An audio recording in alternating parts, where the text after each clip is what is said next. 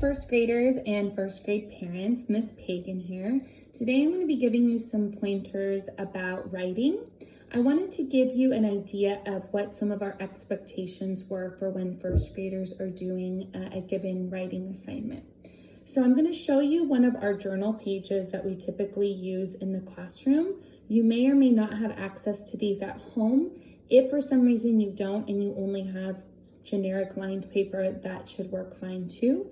As long as students have some type of a working space to draw out a picture, that could be on a whiteboard, a blank white piece of paper, or again, just a lined piece of paper as well.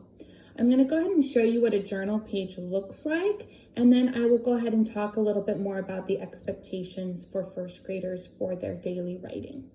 So a journal page looks like this typically. There's a space for the date, so we write our date with numbers. So we would, for today, for example, write a 4, an 8, and 2020. They would write their name, first name, last name, and I typically have my class write their number in the class at the end after their name. Then you can see there's a nice white space for drawing a picture, and typically we would give students some time before they start their writing to draw their picture here. Whether it's an opinion writing, a narrative writing, or an informational type of writing, we usually give them some type of a picture to go off of before they start their writing. So in my class, I would typically give them maybe 10 minutes max to draw a picture. If you have crayons available for your child at home, they could also color their picture in as well. Some of the strategies we use for coloring are outlining their picture, whatever they drew in pencil first, to make the lines thicker, and coloring in small circles to make sure that they have filled up their space. So that's what our expectations would be for a picture. Then we go down to the writing lines. The lines that we use in our classrooms are the standard writing lines with what we call a headline, a beltline, and a footline. These really help students to form their letters in the correct way, making sure that they place the letters on the correct lines. So this is what we would typically use for any type of writing assignment, whether it's a science writing assignment, whether it's an informative, or again, an opinion or narrative. This is what we would use. So I'm going to go ahead and show you an example, a very generic example of a writing assignment where a student might have to write about their pet that they have at home. So I will go ahead and show you generally what it would look like. You can see the date is at the top. I wrote my name and my number I made up for the class is 25. I spent about 10 minutes drawing my picture, drawing lots of details. I didn't color it in because, again, you may or may not have access to crayons or markers or things at home. So if you don't, that is totally okay, as long as there's some kind of picture in the space before they start writing. And then, as you can see, I wrote some sentences on the line. The standard for first grade is that students should be able to write a minimum of about 5 sentences, but we always welcome and encourage students to write more if they are able to. So as you can see, I formed my letters very nicely on the line, minding the headline, the beltline, and the footline. I made sure also to include things like capital letters and periods. So our students know, they've been trained to write their sentences, and after each sentence, go back and do something called quick checks. So I'm going to go over the quick checks at the bottom, and students should also at home, when they're doing their writing, be doing these independently. So down at the bottom, there's a little picture of an uppercase and a lowercase a, and then there's a line next to it, and that's the quick check box. And this is a little reminder, a symbol for students to go back and check that their letter at the beginning of their sentence is capitalized. So if they went ahead and did that like I did here, an uppercase I would get to give myself a quick check after each sentence. So then I go and I have now, pretending I just wrote one sentence, I will go and then check for the second quick check, which is to check spacing between words.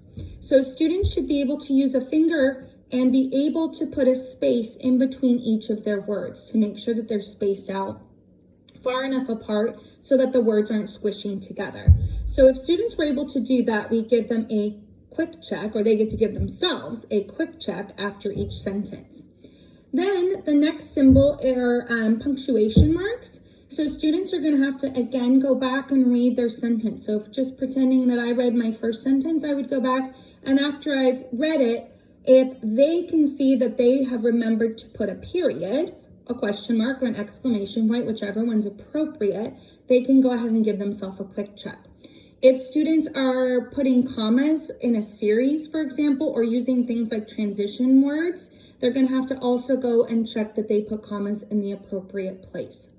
The last one is a little ribbon, and that is a symbol for students trying their best and going back and reading again one more time to make sure that it makes sense. So students should be whisper reading to themselves, reading their sentence out loud so that they can hear that their sentence makes sense, and so that they're checking that all of their letters are placed nicely on the line and that the sentence has a nice flow to it. So if students are able to go back and do that, they get to give themselves their last check. So I wrote 5 sentences for my example. So by the end, students should be able to give themselves 5 little check marks for each sentence. Now, if for some reason they maybe forgot a period, or they forgot to put space in between a word, they can go fix it before they give themselves their check mark. So we want to make sure that they're being really conscious to stop after each sentence, read what they wrote, do their quick checks, and then move on to the next sentence. This is our expectation in the classroom, and they've practiced this pretty much all year, so they should really have this kind of ingrained, and they should be able to tell you off the top of their head what all of these symbols mean. So this is a kind of a generic, general example of what we would expect for writing.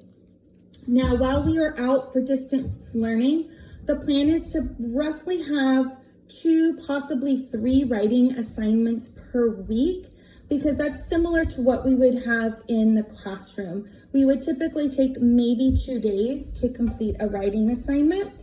The first day we would spend some time working on the picture and maybe starting with the first couple sentences with quick checks. And then we would go ahead and move on to finish on the second day doing quick checks. And then as soon as they finish the whole thing, go back and reread to make sure that it all makes sense, that they haven't left anything out.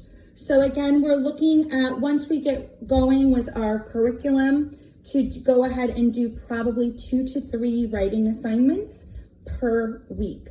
Now, they will vary by topic and they will vary by type of writing, because at this point in the year, we have now introduced our 3 kinds of writing.